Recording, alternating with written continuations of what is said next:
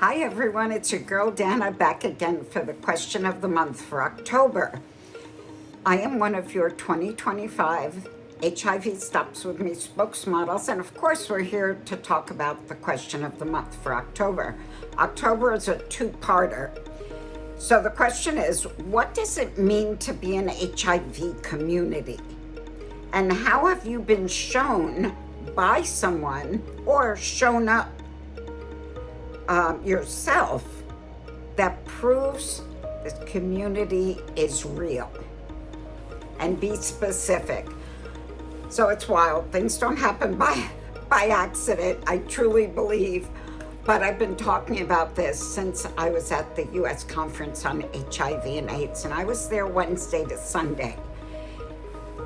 HIV community shows up whether you are in a formalized event all around HIV or just on a day-to-day basis with your network, your friends, and it doesn't only have to be HIV positive folks, but it also includes HIV negative folks who have been working with the HIV community in many different ways.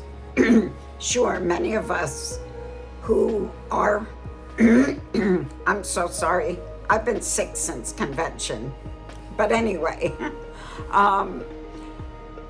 many of us who are HIV positive have also chosen to work in the field of HIV, the field of addiction, but folks who are negative do that as well. So that's part of the HIV community.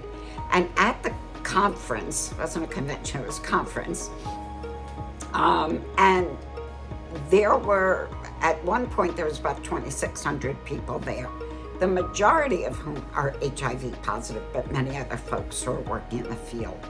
And also clinicians, physicians, researchers, so many people.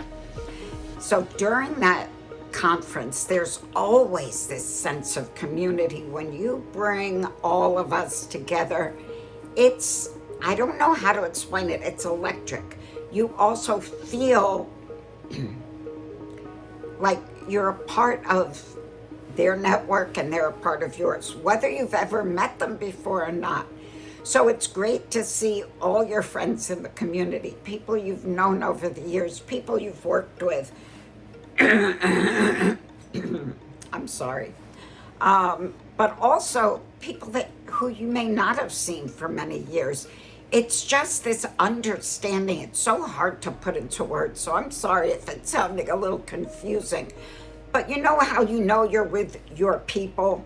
That's what it's like. You just feel wrapped in their arms. You feel safe. You feel taken care of. And I have a specific instance of why I felt that way.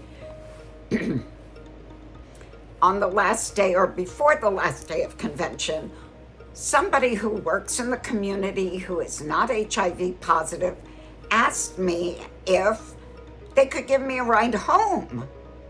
Now, I was in DC. I live in New York City. They live on Long Island, and I'm in the borough of Queens, so it's sort of on their way home. But I was like, let me check with my supervisor because my organization paid for my ticket there. So I wanted to ask for permission first, and my supervisor was like, if you can get a ride home, take it. You can always use the ticket later. So I told her I would go with her. She also said, I really would love to catch up. We used to work pretty closely together about 10 years ago and haven't really been in touch. So she said, I'd love the company on the long drive home and to catch up. So I said, sure. And don't you know, Sunday morning when I was trying to lift my suitcase into her car, I kept thinking, gee, I don't really feel well, but I thought I was just, being at the conference, it starts early in the morning, it ends late in the evening. I thought maybe I was just run down. Turns out it was more than just feeling run down, but so selfless, and that's how I have to describe it. I've experienced many situations, but that in particular was one that just happened. That she was like, no, I'm going to drive you all the way home to your door. And I'm like, how did I get so blessed? but this is what folks are like. It really is a community. Of course, I do this work, so I'm there for folks, and I would hope that I provide a safe atmosphere for them as well. But I show up every day as you are my community.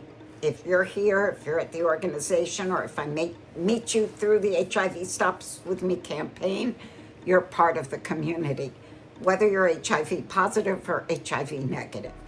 However, there's just a little more connection, right? When someone's living with the same chronic condition that you're living with, we have this like unspoken understanding, and it's a special bond.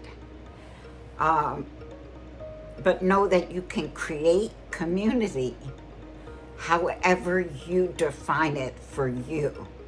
Doesn't have to be HIV, but HIV is a huge community for me in particular, being positive for 33 years and living through some very, dark times, and to see how far we've come. But our commitment is the same, and our community is the same, because those of us who are still here and are long-term survivors do also remember, and we have that in common, that we remember a time when people were not living through their diagnosis. And now we have wonderful medications that can not only keep us healthy, but help keep us undetectable.